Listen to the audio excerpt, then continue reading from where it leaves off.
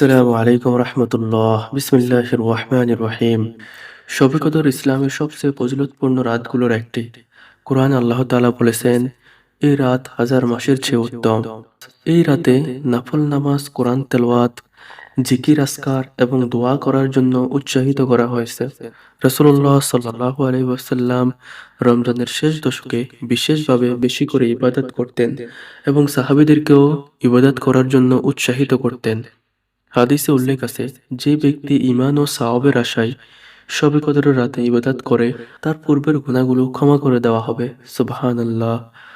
প্রিয় দর্শক শ্রোতা, তো চলুন শবে কদরের নামাজের নিয়ম এবং নিয়ত সম্পর্কে আমরা জেনে নেই। প্রিয় দর্শক শ্রোতা, প্রথমে একটি বিষয় জানা জরুরি। শবে কদরের নামাজের জন্য কোনো নির্দিষ্ট ফরজ বা ওয়াজিব নামাজ নেই। এটি মূলত সাধারণ নফল নামাজের মতোই আদায় করা হয়। আপনি দুরাকাত করে যত ইচ্ছে শবে কদরের নামাজ আদায় করতে পারবেন।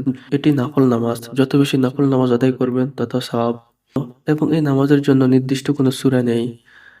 আপনি সূরা ফাতিহার পর যে কোনো সূরা দিয়ে এই নামাজ আদায় করতে পারবেন। তবে যদি সূরা কদর মুখস্থ থাকে, তাহলে সূরা কদর দিয়ে নামাজ আদায় করা উত্তম।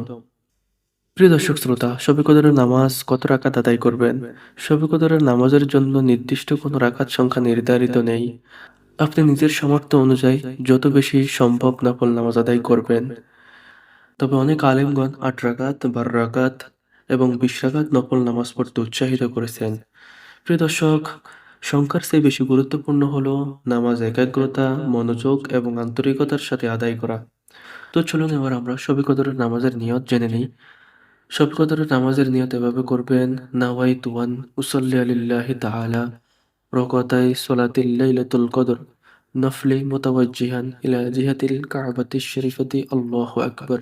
যারা আরবিতে নিয়ত করতে পারেন না, তারা বাংলায় এভাবে নিয়ত করবেন: আমি কিবলামুখী হয়ে আল্লাহ তাআলার সন্তুষ্টির জন্য শবে কদরের ২ রাকাত নফল নামাজ আদায় করার নিয়ত করলাম। আল্লাহু আকবার। আল্লাহ তাআলা আমাদের সবাইকে শবে কদরের রাতে বেশি বেশি নফল নামাজ, কোরআন তেলাওয়াত, তাসবিহ তাহলিল, জিকির আজকার এবং গুনাহ মাফের জন্য বেশি বেশি দোয়া করার তৌফিক দান করুক। আমিন সুম্মা আমিন।